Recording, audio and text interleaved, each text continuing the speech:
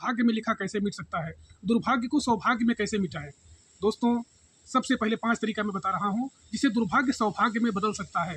यदि आप निश्चित रूप से अपने भाग्य को बदलना चाहते हो, अपनी किस्मत को बदलना चाहते हो, रूठे किस्मत में सौभाग्य लाना चाहते हो, 5 काम जरूर करें। सत्कर्म करते रहें, बिना लालच के, बिना लोभ के, बिना ईर्ष्या द्वेष के। आप सत्कर्म करिए, निश्चित रूप से आपका दुर्भाग्य सौभाग्य में बदलेगा। नंबर 2, परोपकार के द्वारा आपको परोपकार करना है। कोई लालच नहीं, कोई ईर्ष्या, कोई द्वेष नहीं, हमेशा परोपकार करते रहिए जितना कुछ आपसे हो सके। नंबर 3, मदद करिए, एक दूसरे की मदद करिए, एक दूसरे का सहयोग करिए, बिना किसी लालच के, बिना किसी लोभ के।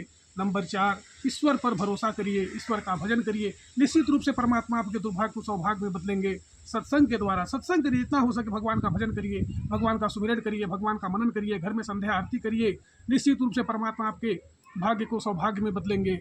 और नंबर 7, पुरुषार्थ के द्वारा आपको प्रबल पुरुषार्थ करना है, आपको कर्म बहुत तेज करना है, लगातार बिना रुके कर्म करना है। निश्चित रूप से आपका भाग्य बदलेगा, सौभाग्य बदलेगा, आपके अच्छे दिन आएंगे, आप पैसा कमाएंगे, धन दौलत सुख सुविधा सब कुछ मिलेगी।